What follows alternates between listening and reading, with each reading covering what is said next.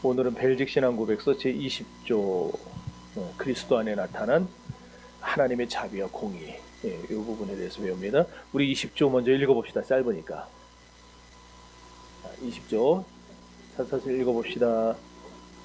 시작.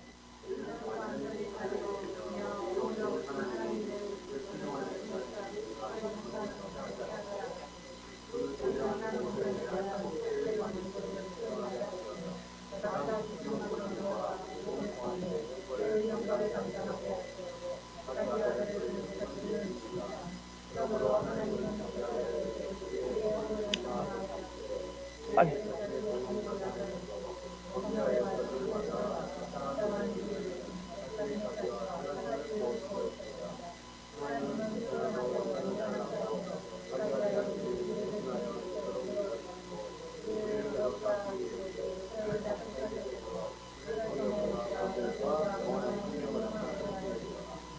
예. 그럼 하나님 자비와 공의는 하나님의 속성 가운데 두 개입니다. 자비는 불쌍히 여기는 거죠. 용서하시고 은혜를 베푸시는 하나님의 호의를 말합니다. 공의는 죄인의 죄를 징벌하시는 거예요. 죄인을 징벌한다는 생각을 버리세요. 죄인이 아니라 죄를 하나님이 징벌하시는 겁니다. 죄를. 그래서 죄인은 용서하시죠. 죄를 징벌하고 죄인은 용서해 주시는 거죠. 죄를 벌하시고 의인의 선행에는 하나님이 상을 내리시는 성품. 이것이 하나님의 자비예요. 그런데 하나님의 자비와 공의는 서로 충돌하냐? 아니에요. 모순되냐? 모순되지 않아요. 또 하나님의 이 자비와 공의는 공평해가지고 순간적인 감정에 따라 처벌하지 않아요. 그러니까 우리 사람들은 어떻습니까? 순간적인 그 화를 못 참는다든지 그 감정을 절제를 못 해가지고 막 퍼부어놓고 후회하는 그런 경우가 많은데, 하나님은 그 감정에 따라서 우리를 징계하시고 징책하시고 혼내시고 하는 그런 게 없다라는 거예요. 물론 이제 사람 중에서도 얼마든지 마음이 어진 사람이 있어요. 성품이 어진 사람이 있고 사랑이 다른 사람에 비해서 기본적으로 사랑이 가득한 사람이 있어요. 그렇죠? 예. 그러나 사람의 정의와 자비는 완전하지 않죠.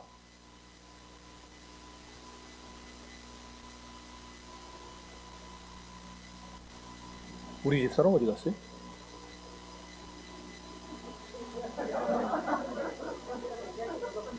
땡땡 있었어요? 전화하세요. 오라고.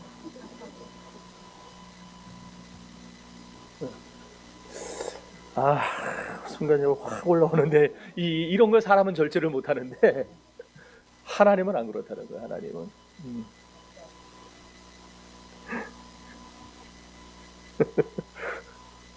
좀 가라앉힙시다.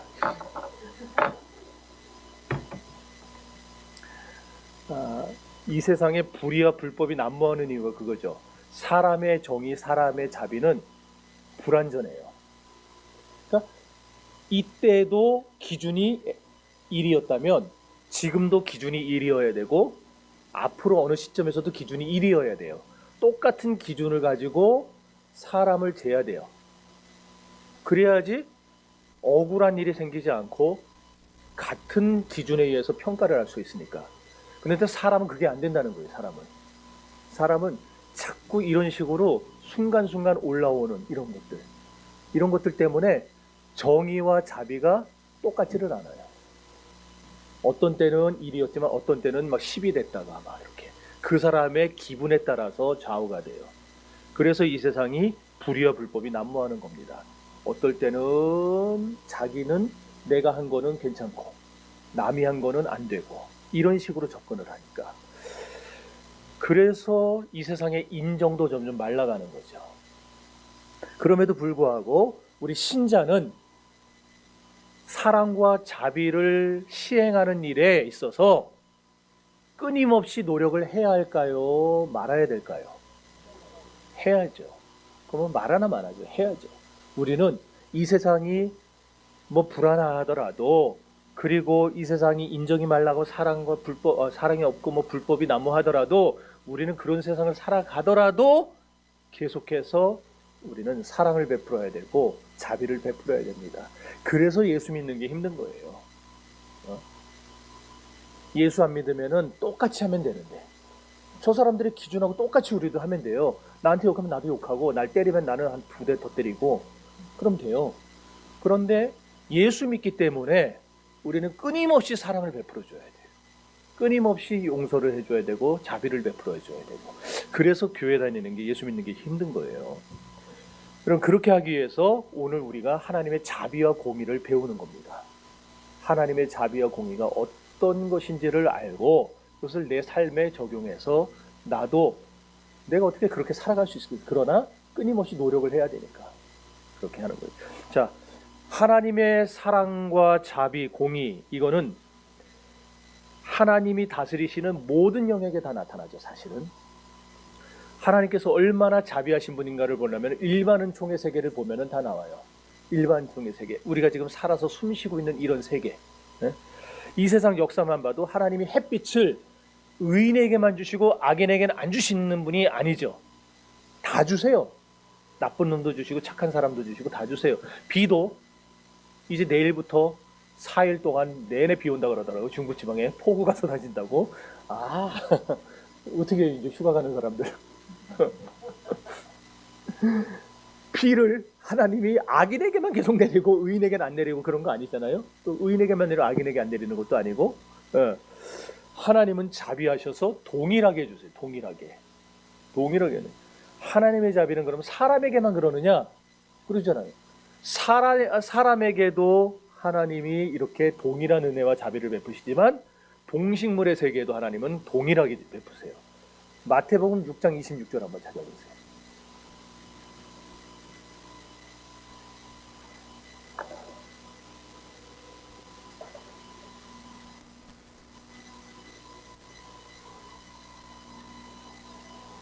마태복음 6장 26절. 그래도 지난번보다는 점점 빨라져요. 찾는 속도가. 시작.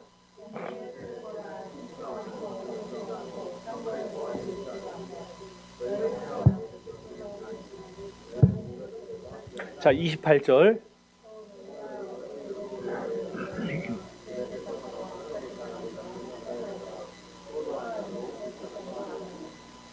예. 보세요. 하나님은 동물도 식물도 다 먹이시는 분이에요. 동일하게 역사님. 이걸 보면서 우리가 하나님이 얼마나 자비와 긍휼이 풍성하신 분인지를 알 수가 있는 거예요. 하나님의 사랑은 무궁무진합니다. 그래서 옛날 우리 복음성가에도 나오지 않아요? 여러분 알 거예요 아마. 하늘 그보다 높고, 몰라요? 바다 그보다 깊고 우주 그보다 넓은 이거. 하여튼 하나. 아이 참, 아무도 안 따라요.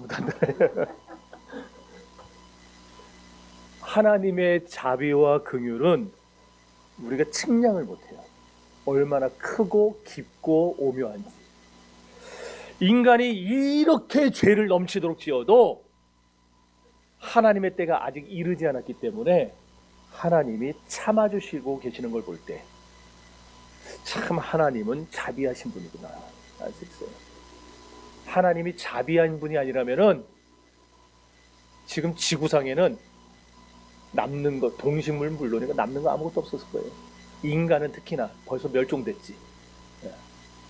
근데 하나님이 이렇게 참아주시는 거 보면은 하나님이 정말 자비하신 분이구나. 그 증거가 창세기 15장 16절에 나오죠. 근데 굉장히 많지만 우리 그냥 한 절만 봅시다. 창세기 15장 16절.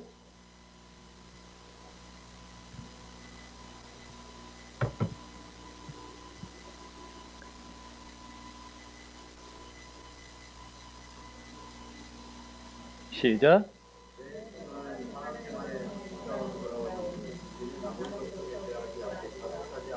그냥 하나님이 뺏어서 줬으면 되는데 아모리 인간들의 그 죄악이 아직 하나님이 생각하는 고수준까지는 안 찼다는 거예요. 그래서 참아주신다. 그게 430년을 참아주시죠. 그런데 하나님은 그럼 이렇게 자비하신 분이냐? 자비롭기만 한 분이냐? 그건 아니죠. 하나님은 반대로 공의로우신 분이에요, 또. 그래서 하나님은 죄에 대해서 어떻게 하시느냐? 분노하세요. 하나님은 죄를 보면은요, 견디질 못하세요. 또 악인들의 모든 죄에 대해서 하나님은 심판하는 분이세요. 그리하여 악인들은 자기들의 몫을 받게 되는 겁니다.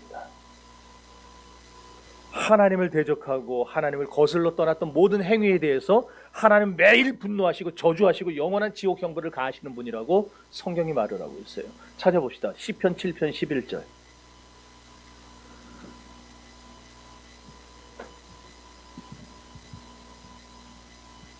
시편 7편 11절 시작.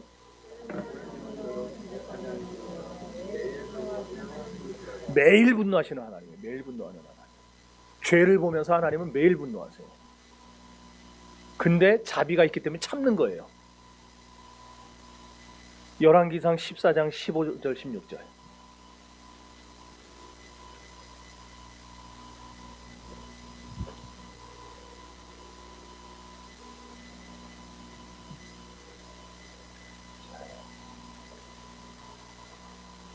왕상 14장 15, 16 시작.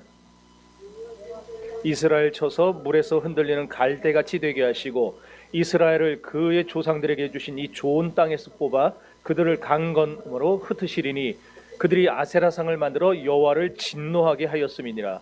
여호와께서 여로보암의 죄로 말미암아 이스라엘을 버리시니 이는 그도 범죄하고 이스라엘로 범죄하게 하였음이니라 하니라. 자 보세요.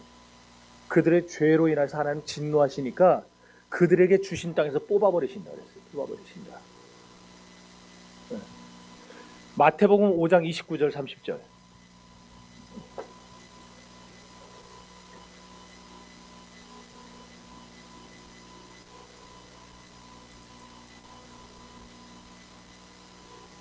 시작.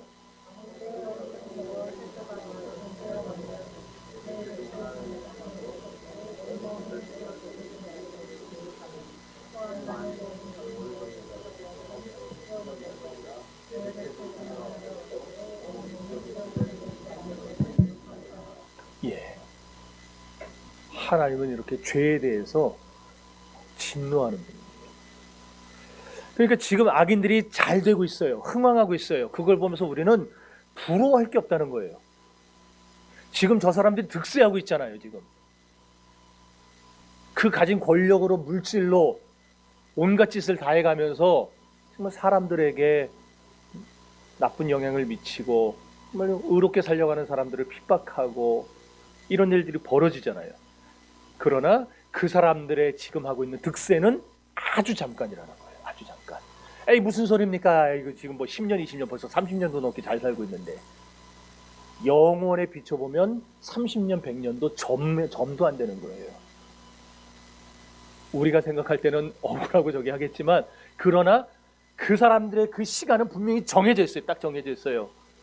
30년이든 50년이든 100년이든 하나님이 정한 시간대에만 흥황하는 거예요. 그 시간이 지나면은 하나님이 그들을 뽑아버리십니다. 진멸하십니다. 그러니까 잘 먹고 잘 사는 악인들을 보면서 너무 부러워하지 마세요. 하나님 원망하지 마세요. 하나님이 반드시 악인들을 심판하시는 공의의 하나님이라는 사실을 믿으시기를 바랍니다. 하나님은 그래서 의인들에게는 복을 주시고 사랑하시지만 악인들에게는 분노하시고 저주하시는, 그래서 그들을 베드로전서 말씀처럼 풀같이 쇠잔하게 만들어 버리시는, 그들의 영화를 꽃과 같이 그냥 하룻밤 쫙 폈다가, 우리 밖에 있는 꽃들도 봐요, 쫙 폈다가 그냥 며칠 지나면 싹 사라지듯이 하나님이 그들의 영화를 그렇게 만들어 버리신다. 그걸 보면서 이런 공의의 하나님이 우리 뒤에 계시다는 걸 보고 여러분들 위로를 받으시기를 바랍니다. 그래서 하나님의 공의도 무서운 것만은 아니에요. 묵상을 깊이 해보면 하나님의 공의가 우리에게 너무 좋은 거예요. 참된 공의가 없다면 이 세상에, 우리가 세상을 살아가고 있는데 이 세상에 하나님의 참된 공의가 나타나지 않는다면, 없다면은 하나님이 우리에게 베푸시는 것들을 우리가 경험 못할 것들이 너무나 많아요. 다시 다른 식으로 얘기해서 하나님이 공의 하나님이시기 때문에 이 세상이 지금껏 살아남을 수 있는 거예요. 그리고 나도 여기 이렇게 서 있을 수 있는 거예요. 하나님이 공의 하나님이시다. 악인들을 징계하시고 의인들에게 복을 주시는, 위로하시는 하나님이라는 사실이기 때문에. 그러면 여러분, 어느 저기서 유명한 대사가 나왔던데, 아니구나, 한동훈이 검사장이 그랬죠. 그 법무부 장관이. 범죄자들이 두려워하는 거는 뭐라 그랬죠? 범죄자들이 검사를 두려워하는 것이지 죄 안 졌으면 검사 두려워할 필요 없다고. 마찬가지. 우리가 하나님 앞에서 의로우면은, 하나님 앞에서 우리가 믿음대로 말씀대로 살면은 하나님 두려워할 필요가 없어요. 근데 말씀대로 안 사니까 두려운 거예요. 믿음대로 안 사니까 온갖 변명은 다 하고 핑계는 대보지만 내 스스로 아니까, 내가 지금 안 되는구나, 이걸 아니까 하나님 앞에서 자꾸. 그럼에도 불구하고 또 다른 측면, 이 사랑 때문에, 자비 때문에. 그러니까 이 하나님에게 사랑과 공의가 다 있다는 게 얼마나 큰 은혜인지 모릅니다. 여러분, 구약 이런 거 들어보셨어요? 구약에 나타난 하나님은 심판의 하나님이고 무서운 하나님이고 징계하시는 하나님이다. 근데 신약에 나타난 하나님은 사랑의 하나님이고 자비의 하나님이고 은혜의 하나님이다. 이런 얘기 들어보셨어요? 어떻게 생각하세요? 하여튼 이쪽만 우등생들이 모였네. 이쪽은 아예 대답을 안 해. 어떻게 생각하세요? 얘기를 해보세요. 에? 와, 오늘 안 하고 가도 돼요. 이제 끝났어요. 권사님 가셔도 돼요. 그 얘기하려고 그런 거예요. 요 얘기가 누구 얘기냐면은, 요즘에도 이런 식의 설교를 하는 목사들이 있어요. 유튜브 보면은 나와요. 이게 누가 얘기한 거냐면은 바울 시대의 만이교도, 그 다음에 그 영지주의. 이게 뭐예요? 이단들 아니에요? 이단 사이비. 얘네들이 한 얘기예요. 구약의 하나님은 무서운 하나님, 징계의 하나님, 심판의 하나님, 신약의 하나님은 사랑의 하나님. 그래서 이 사람들은 뭘 했냐면은 구약을 안 믿어요. 구약을 다 뺐어요. 이 사람들이 믿는 거는 신약인데, 신약에서도 바울의 말은, 바울의 서신서는 율법을 담고 있잖아요. 그러니까 바울 서신도 빼버렸어요. 그러니까 남은 게 뭐가 있을까요? 사복음서, 그 다음에 요한 서신. 요한은 네모 말했어요. 하나님은 사랑이시라. 하나님은 사랑이시라. 이것만 얘기했거든요.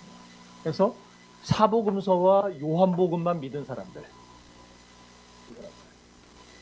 이 사람들이 그 얘기를 한 거예요. 구약의 하나님은 심판의 하나님, 아주 무서운 하나님, 저주하시는 하나님. 그러나 우리 하나님은 그런 분이 아니다. 왜? 아들을 주셨는데 그런 분일 리가 없다.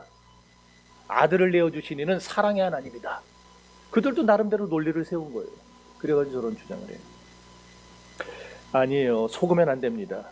공의의 하나님이 무조건 무섭고 어미하신 하나님만은 아니에요. 또 반대로 사랑의 하나님이 무조건 자비롭고 위로가 넘치고 풍성하신 하나님이 아니에요. 절대 아니에요. 공의의 하나님 속에 아까 말한 대로 사랑의 하나님이 계신 것이고, 사랑의 하나님 속에 공의의 하나님이 들어있는 거예요. 이 두 속성이 같이 있어요.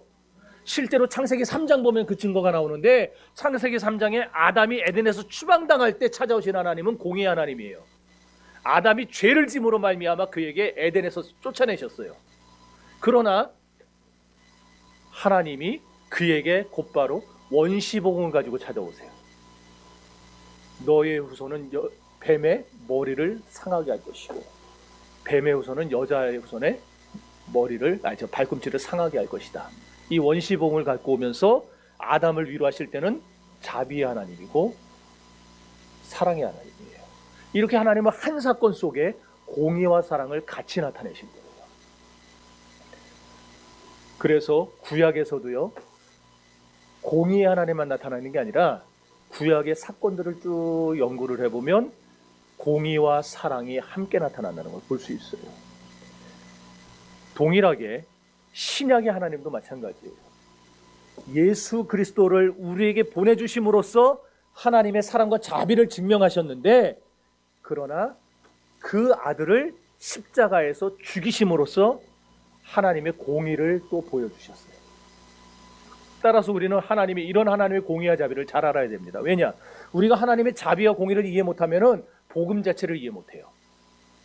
공의와 자비를 알아야 복음을 알 수가 있어요. 만약 여러분들이 복음의 논리를 이해하기를 원한다면 하나님의 공의와 자비에 대해서 먼저 알아야 됩니다. 그리고 특별하게 그리스도 안에서 나타난, 그리스도를 통해서 나타난 하나님의 자비와 공의를 알아야 되는 거예요. 그래야 복음이 왜 복음이 되는 것인지를 압니다.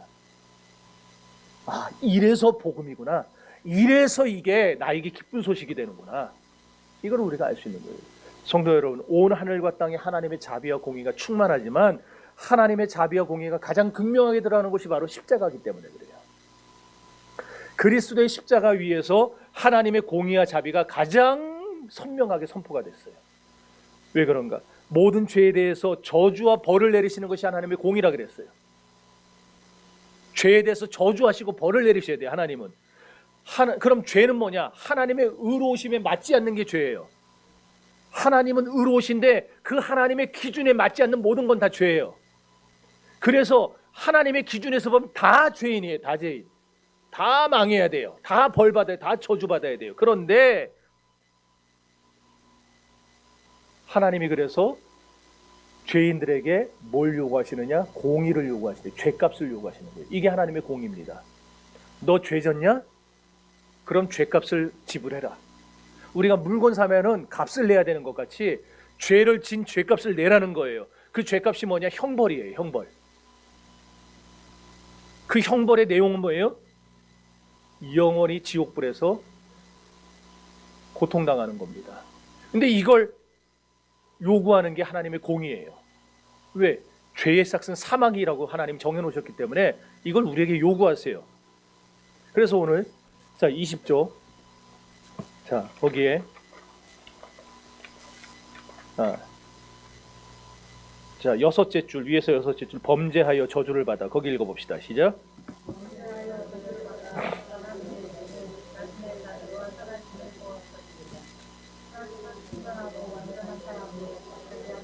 예, 됐습니다. 자, 범죄하여 저주를 받아 마땅한 우리에게 자신의 자비와 선하심을 부어주셨다. 여러분, 우리가 어떤 우리라는 거예요? 저주받아 마땅한 우리라는 거예요. 저주받아 마땅한 우리. 하지만 그 저주를 하나님이 우리에게 붙지를 않아. 우리에게 하나님이 저주를 뒤집어 씌워야 되는데 이걸 우리에게 붙지 않고 누구에게 뒤집어 씌웠어요? 예수님에게 뒤집어 씌웠어요. 그리고는 우리에게는 뭘 주신 거예요? 대신에 우리에게는 자비와 선하심을 부어주신 거예요. 이게 하나님의 자비라는 거예요. 하나님의 자비. 보세요. 공의 때문에 하나님의 공의 때문에 자비가 따라와요. 자비 때문에 공의가 따라오는 거예요. 그래서 하나님에게는 자비와 공의가 항상 같이 다녀요. 항상 같이 있어요. 하나님이 공의의 하나님이었다면, 공의만 있는 하나님이었다면은 아까도 얘기했죠? 우린 다 죽었어요. 다 죽었어. 목사 하레비도 못 살아남아요. 다 죽어요. 하나님이 반대로 사랑만 있는 하나님이었다면은 이 세상은 개판됐어요. 하나님이 마음이 약해갖고 혼을 못 내니까 애들도 알잖아요. 할아버지 할머니가 잘 혼 못 내면은요 할아버지 수염 잡고 놀잖아요 애들이. 그러나 하나님에게는 사랑도 있고 공의도 있어요. 그래서 우리가 그런 하나님 앞에 나갈 때 어떤 마음으로 나갑니까? 두 가지 마음이 다 있는 거예요. 하나님을 두려워하면서 나가요. 그러나 반면에 하나님의 무한한 자비에 호소하면서 나가는 거예요. 그 자비로 나를 덮어주세요. 나를 용서해 주세요. 이렇게 나가게 되는 거예요. 하나님은 아들이라고 해서 공의를 무상으로 통과시키지 않았어요. 우린 그러잖아요. 자, 양 집사님이 카페를 경영하는데, 카페 주인인데 다인이하고 제인이가 와서 거기서 제일 비싼 거 프로 뭐예요? 그 과일로 만든 뭐 그런 거 7천 얼마짜리 그거를 지가 끄집어내서 먹어요. 그러면은 돈을 받아요, 안 받아요? 왜 안 받아요? 가게 거 먹었는데 집에 있는 것도 아니고 자식이라. 이게 사람이고 하나님은 그게 아니라 하나님은 자기 아들이에요. 자기 아들. 그것도 하나밖에 없는 아들. 하나밖에 없는 아들임에도 불구하고 하나님은 값을 내라 그러셨어요. 주님이 내가 대신 죽는 건데 좀 싸게 합시다. 이런 게 안 통했다는 거예요. 하나님은 우리가 받아야 될 이 모든 저주를 우리에게 내리지 않고 주님께 내렸는데 주님이 이 저주가 담당해야 될 모든 값을 완벽히 치르셨다는 거죠. 완벽히. 안 봐주셨어요. 요만큼도 용서한 적이 없어요. 완벽히 하나님 받아내셨어요. 그게 뭐냐? 예수 그리스도를 십자가에서 죽이시는 거였어요. 그리고 무덤에 내려가 3일 동안 장사 지낸 바 되고 그 3일 동안 지옥, 우리 그 옛날 초대교회 때 신경에 보면은 지옥에까지 내려가시고라는 표현이 있었는데 지금 그게 빠졌어요. 주님은 그 3일 동안 지옥에까지 내려가셔서 우리가 당해야 될 모든 저주와 죄를 다 담당하시고 그리고 부활하셔서 우리를 구원하신 거예요.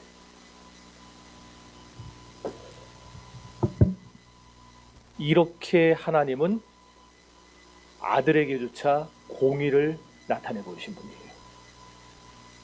자, 그렇다면은 예수 그리스도의 십자가 외에 이런 하나님의 공의와 자비를 만족시키는 또 다른 길이 있겠는가? 없죠. 없죠. 절대 없어요. 오직 그리스도의 십자가만이 유일한 길인 줄로 믿습니다. 이사야 45장 21절. 지금 아마 졸릴 거예요. 자, 이사야 45장 21절.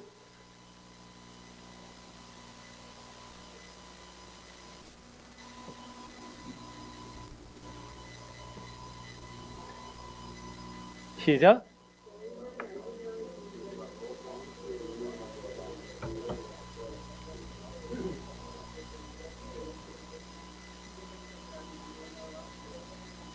이사야 45장 21절. 네. 너희는 알리며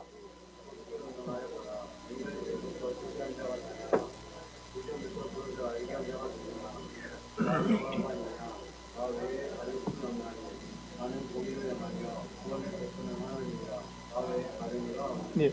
공의를 행하고 구원을 베푸는, 자비를 베푸는 유일하신 하나님은 한 분이에요. 하나님밖에 없어요. 예수 그리스도 십자가 외에 다른 길이 없다라는 거예요. 이렇게 하나님의 자비와 공의의 관계를 잘 알아야 우리가 복음을 더 잘 이해하게 되는 거예요. 그래서 20조가 기록된 겁니다. 사실 21조부터 복음에 대한 내용이 나오는 겁니다. 이제 복음에 직접적으로 들어가요. 다 21조부터. 그리고 지난주까지 우리는 예수님이 하시는 사역, 하나님이 하시는 사역들에 대해서 봤어요. 그럼 이 중간에 사실 20조가 낀 거는 뜬금없이 낀 거예요. 뜬금없이. 근데 뜬금없이 낀 게 아니라 가만히 생각해 보니까 복음을 설명해야 되기 때문에 이 복음을 더 잘 이해하려면 자비와 공의를 이해하는 길밖에 없기 때문에 이걸 집어넣은 거예요. 이걸 이해해야 다음 주부터 시작되는 21조부터 내용들이 이해가 되는 거예요. 이제 여러분, 이제 20조 다섯째 줄 봅시다. 하나, 둘, 셋. 그러므로 하나님은, 시작.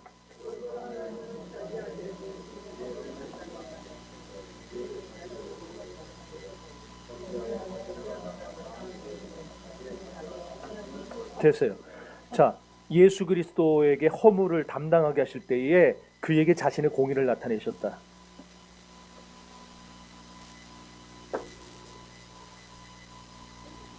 동일한 사건이잖아요.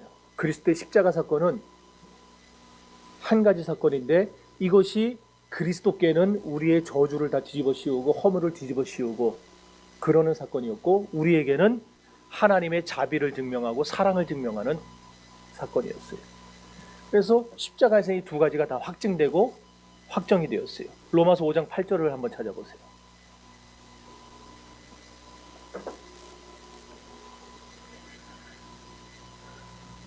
로마서 5장 8절 시작.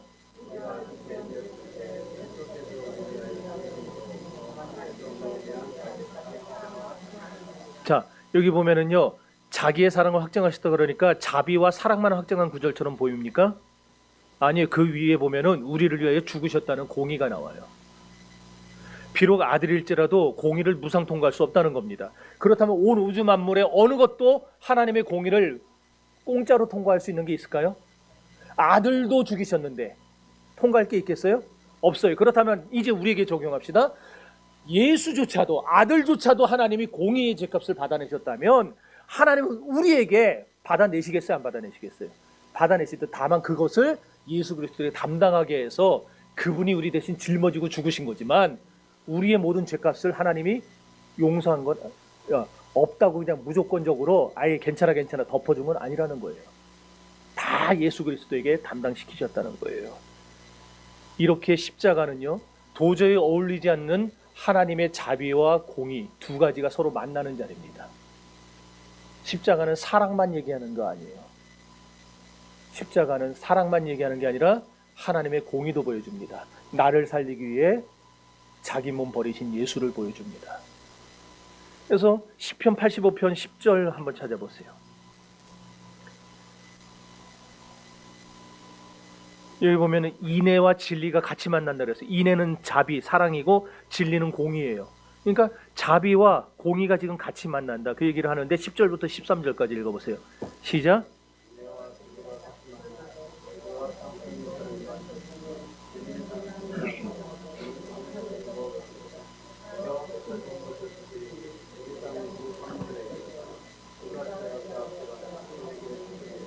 여러분, 십자가가 하나님의 공의와 자비 양 측면을 모두 만족시켜줬다는 게 이게 얼마나 놀라운 건지 우리는 좀 알아야 됩니다.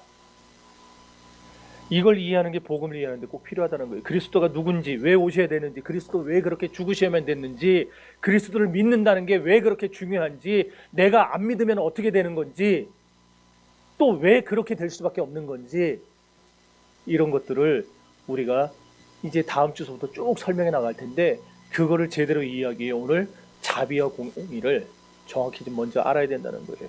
그래서 그리스도 안에서 자비와 공의가 만난 것이 이게 복음이고 복음의 핵심입니다. 이로써 이사야 53장 11절 말씀이 성취된 겁니다. 찾아보세요. 이사야 53장 11절.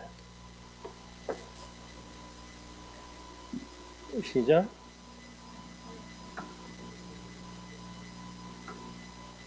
못 찾았어요? 53장 9절 시작.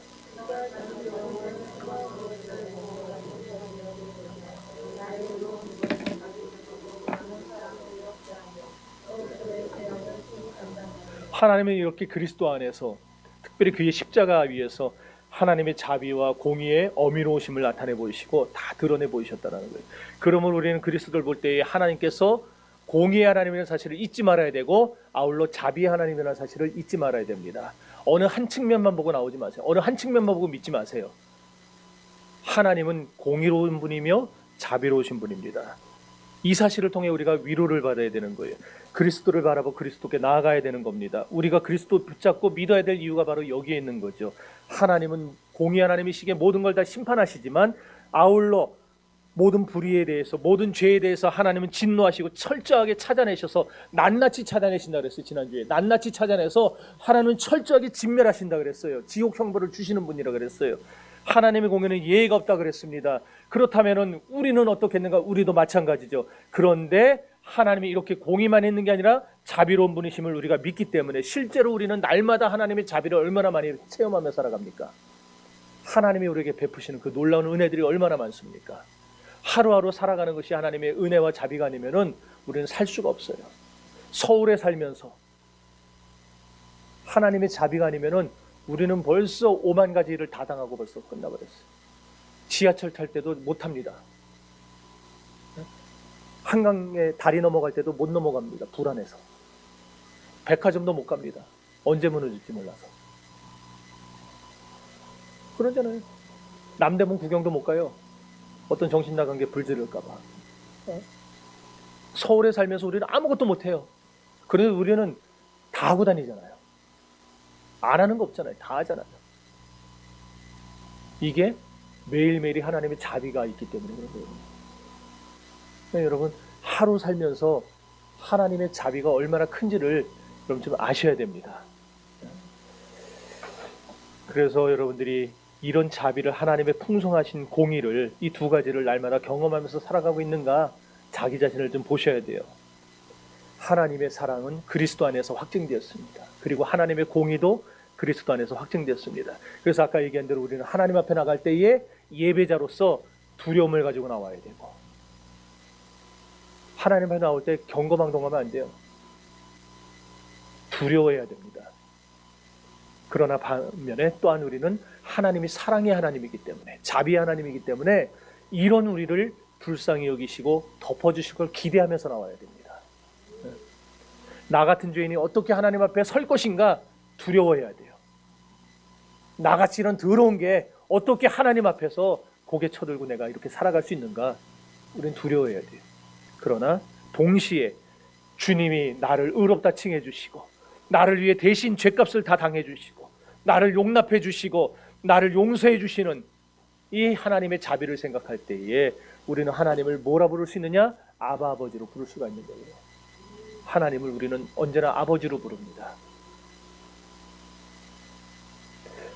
여러분, 우리의 죄와 비참함이 실제적인 것처럼 하나님의 공의와 자비도 매우 실제적입니다. 하나님의 자비는 위대한 사랑이고 매우 큰 자비예요. 우리가 아직 죄인 되었을 때 죽어주신 사랑이에요. 죄인 되었을 때에 선인을 위하여 죽는 자가 간혹 있고 의인을 위하여 죽는 자가 있으려니와 죄인을 위하여 죽는 자는 없다고 그랬어요. 그런데 우리 주님은 우리가 죄인 되었을 때 우리를 위해서 죽으신 분이에요. 유일하신 분입니다. 그런 사랑과 자비가 있기 때문에 우리가 얼마든지 하나님 앞에 나올 수 있는 거예요. 하나님은 말로만 때우는 분이 아닙니다. 사람은 말로만 사랑한다고 얘기하고, 말로만 잘해준다고 얘기하고, 말로만 내가 다음부터는 안 하겠다고 얘기합니다. 그러나 하나님은 말로만 때우는 분이 아니고 실제로 자기의 사랑과 공의를 십자가를 통해서 다 보여주셨어요. 십자가를 통해서 내가 당해야 될 죄책이 얼마만큼인가를 보여주셨고, 이것을 내가 감당할 수 없다는 걸 아시고 자기 아들에게 대신 짊어지우셔가지고 나를 대신해 죽도록, 그래야 내가 살아나도록 주님은 모든 공의와 사랑을 십자가에서 보여주셨다라는 겁니다. 이것이 십자가가 주는 의미입니다. 그러나 여기서 주의해야 될 게 있어요. 그리스도께서 하나님을 설득해가지고 우리에게 쏟아질 분노를 자기에게 돌리셨다, 대신 우리를 사랑하게 만드셨다, 그런 식으로 해석하면 안 됩니다. 혹시 이런 얘기 들어보셨어요? 이런 설교? 들어봤을 텐데 여러분들, 예수께서 하나님께 우리를 대신해서 중보하시는데 이 중보의 내용이 뭐였느냐? 그렇게 말하는 거예요. 우리를 용서해달라고 하나님을 설득했다는 거예요. 하나님이 안 돼 그랬는데, 그러지 마시고 좋게 하자고 이러면서 하나님을 설득했다는 겁니다. 그래서 하나님이 설득에 넘어가서 좋다, 그럼 대신 네가 다 당해라. 이 사람들 용서해 줄 테니까 네가 다 당해라. 그래서 나온 결과가 십자가다. 이런 식의 설교 안 들어보셨어요? 들어봤을 텐데. 이게 누가 하는 설교냐? 어디서 하는 설교냐? 루터교와 감리교에서 하는 설교입니다.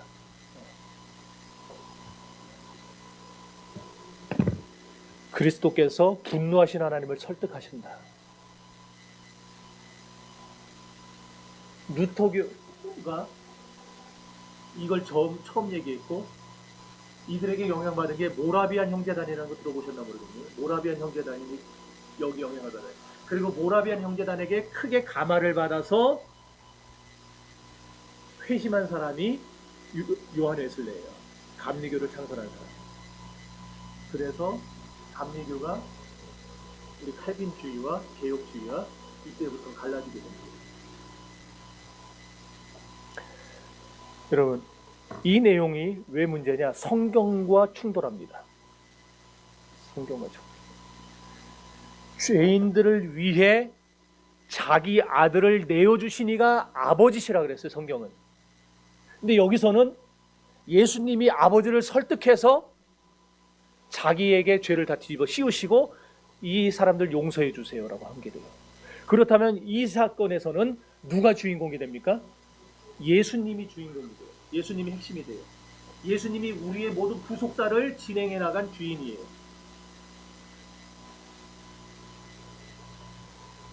우리는 신앙생활할 때 예수 그리스도에게만 포커스를 맞추는 행동을 금지해야 됩니다. 반대로 하나님에게만 포커스를 맞추는 행동도 금지시켜야 됩니다. 또한 그렇다면 성령에게만 포커스 맞추는 행동도 금지해야 됩니다. 신앙은 뭐냐? 성부, 성자, 성령, 삼위 하나님께 영광을 돌리는 겁니다. 삼위 하나님의 이름으로 우리가 세례를 받고 삼위 하나님의 이름으로 구원을 받는 것 같이 우리가 모든 영광은 삼위 하나님께 돌리는 것이지, 그리고 구속사도 삼위 하나님이 함께 하신 거예요. 성부 하나님은 우리의 구원을 계획하셨고, 성자 하나님은 그 구원을 집행하셨고, 성령 하나님은 그 집행하신 이후에 모든 구원의 은총을 성도 각각 개개인에게 적용시키는 분이에요. 그래서 우리 구속사는, 모든 구원은 삼위 하나님이 동등하게 다 개입하시고 역사하시는 일인데, 이것이 맞다 그런다면은 구속사는 삼위 하나님의 행동이 아니라 예수 그리스도만의 행동이 되어버립니다. 그래서 성경과 충돌하는 거예요. 그런데 일반 성도들은 이런 얘기, 제가 만약에 이런 거 얘기 안 하고 이런 식으로 제가 설교를 했다면 아마 못 알아들었을 거예요. 가랑비에 속옷 젖는다고 조금씩 젖어갈 겁니다. 절대로 예수님이 하나님 설득해서 우리를 구원한 게 아니에요. 삼위 하나님이 창세전에 우리를 구원하시기로 예정하시고 작정하시고 때가 되어 그 아들을 보내신 거예요. 삼위 하나님이 삼위 하나님이 결정하셔가지고 성자 예수님을 보낸 거예요, 이 세상에. 그래서 우리의 구원을 완성하신 겁니다. 이 주장을 더 극대화시킨 데도 있어요. 그게 어디냐면은 천주교예요.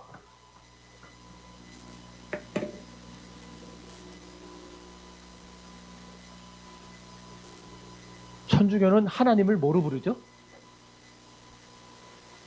하느님으로 불러요. 하느님은 여기서 리을 탈락한 거예요. 하늘님이에요.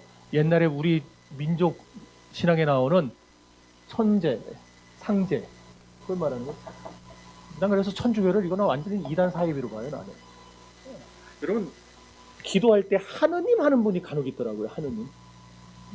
발음이 잘못 나서 그런다고 나는 생각하고 있지만은 주의하셔야 돼요.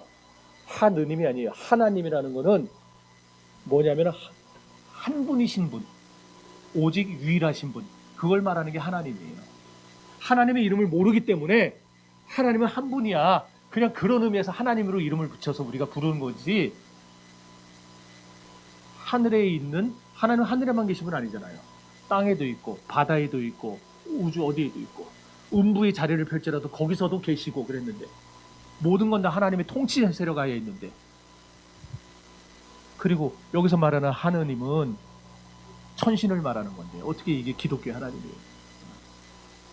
어쨌든 얘기가 빗나갔는데, 천주교는 아까 얘기한 주장을 극대화시켜서 뭐라 하냐면은, 구약시대에 구약의 성도들이 예수님을 만났어요, 못 만났어요? 자, 이게 쭉 가다가 요때 초림이에요. 예수님이 오시는 거예요. 그럼 예수님이 오시기 전이니까 구약 성도들은 예수님을 만났어요, 못 만났어요? 못 만났죠. 그래서 이 사람은 뭐라 그러냐면은, 구약 성도들은 완전한 구원을 받은 건 아니다. 완전한 구원을 받은 건 아니다. 왜? 예수 그리스도를 직접 만나서 죄사함을 받았어야 되는데 그걸 못 받았기 때문에 구약의 성도들은 완전한 죄사함을 받은 건 아니다라는 해괴망측한 교리를 만들어냈어요. 아까 거기서부터 발전시켜서. 그리고 여기서 더 끌어낸 게 뭐냐면은 림보라고 들어보셨어요?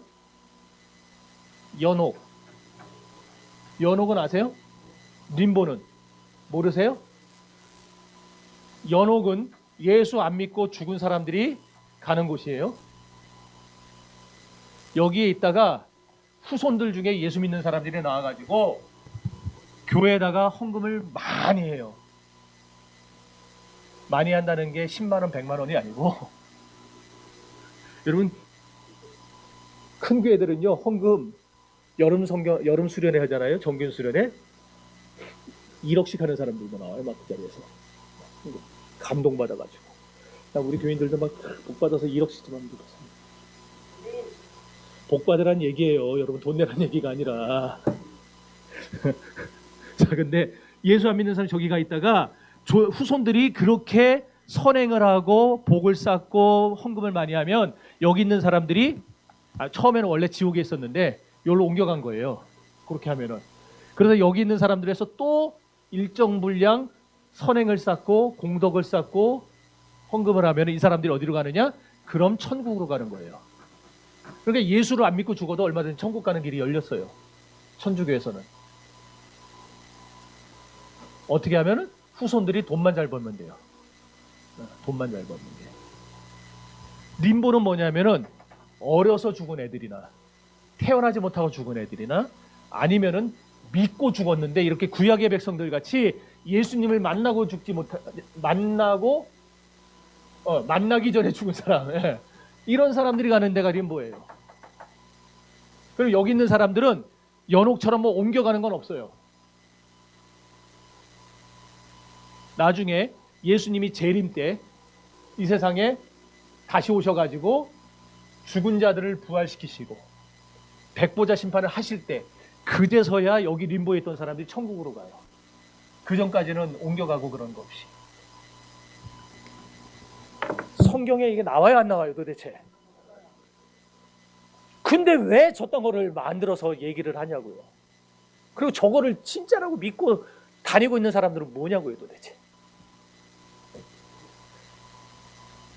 얼마 전에 교회를 다니던 어떤 분이 집사님 부부가 천주교로 옮겼다는 얘기를 들었어요. 갔더니 너무 좋대요. 교회처럼 시끄럽지도 않고 싸우지도 않고 거기는 그냥 1년에 한 번만 나가도 안 건드린대요. 제가 얘기했죠. 죽기 전에 3번만 나가면 된다고 천주교는. 안 나와도 아무 말 안 한대요. 뭐만 하면 되느냐? 헌금만 보내면 돼요. 헌금만 보내면. 도대체 성경에 어디 그런 게 있냐고요. 어디 예수님이 그렇게 우리에게 가르쳐 주셨냐고 이거를. 성경과 모순되는 거예요. 구약에서도 사제 은총이 선포됐을까요? 안 됐을까요? 긴가민가 합니까? 내가 이렇게 자신 있게 얘기하는데도 사제 은총이 선포됐을까요? 안 됐을까요? 됐어요. 이사야 40장 찾아보세요. 이사야 40장 1절 2절.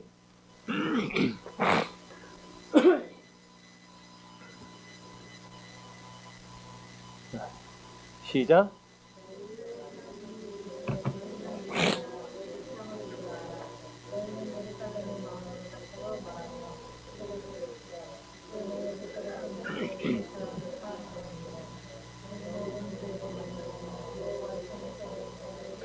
노역의 때가 끝났고 죄악이 사함을 받았어요. 구약에서도 하나님의 자비가 선포됐어요.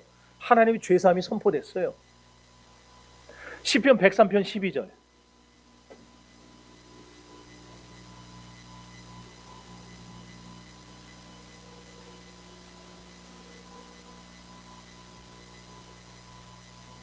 시작.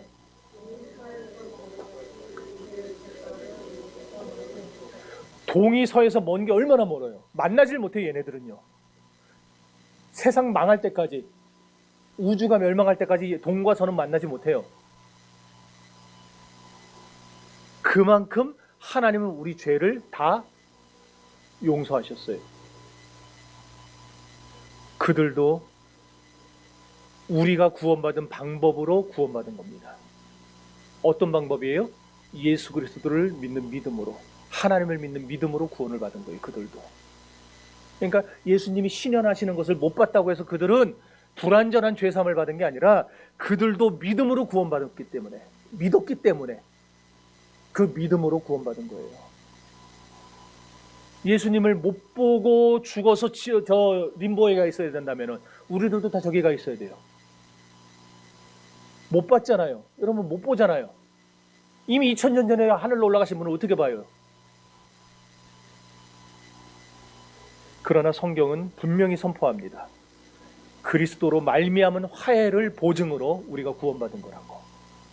그래서 신약의 성도들이 예수 믿고 구원받은 것처럼 구약의 성도들도 오실 예수를 믿고 오실 메시아를 믿고 구원받은 거라고 동일하게 선포하는 거예요. 따라서 우리 신앙의 모든 복것은 아까 말했습니다. 삼위 하나님께 돌려줘야 됩니다. 예수님께만 돌려줘서도 안 되고 하나님께만 돌려줘서도 안 되고 성령님께만 돌려줘서도 안 됩니다. 우리는 신앙을 다 전천으로 포괄적으로 삼위 하나님을 섬겨야 됩니다. 그것이 올바른 신앙입니다. 사랑하는 성도 여러분, 하나님은 처벌받지 않은 줄을 방치해 두지 않으세요. 인간 세상에서는 미결죄가 있잖아요. 그런 것들 미결수도 있고, 그 다음에 아직 이렇게 오래된 사건들 그냥 캐캐 묵은 데다 처박아 놓고서는 쳐다도 안 보는 그런 것들 있잖아요. 미제 사건들. 하나님의 세계에서는 미제 사건 없습니다. 철저하게 다 끄집어내 가지고 다 받아내십니다. 하나님은 그런 면에서 공의로운 분이에요. 동시에 하나님은 대단히 자비로운 분입니다. 왜냐하면 우리가 받아야 될 모든 죄를 자기 아들에게, 다른 분께 뒤집어 씌워가지고 우리를 자유케 해주셨기 때문에. 그러나 여기서 조심해야 될 게 뭐라 그랬어요? 그리스도가 하나님을 설득해서 우리가 용서받은 게 아니라고 했어요. 그리스도가 설득한 게 아니에요. 삼위 하나님이 창세전에 결정하시고 그 결정대로 우리에게 때가 되어 아들을 보내신 것뿐입니다. 이렇게 성부가, 성자가, 성령이 세 분이 우리의 구속사에 다 개입을 하셨어요. 그러므로 우리 신앙은 삼위 하나님 모두를 높여야 되는 신앙이라고 했습니다. 이 한 주간 여러분 그리스도를 통해 나타난 하나님의 자비와 공의를 여러분들 마음에 새기시고 이번 한 주 살아갈 때에 하나님 앞에서 여러분의 죄가 무엇인지를 보고 철저하게 회개하시고, 또한 그런 죄가 있음에도 불구하고 우리에게 사랑을, 자비를 베풀어 주신 하나님의 사랑을 깨닫고 더 겸손히 하나님 앞에 무릎을 꿇는 주님의 복음 앞에 반응하는 우리 성도들이 될 수 있기를 바랍니다. 그런 우리 정신교회 성도들이 되시기를 주님의 이름으로 축복합니다. 예, 기도합시다. 고마우신 아버지 하나님 감사합니다. 그리스도를 통해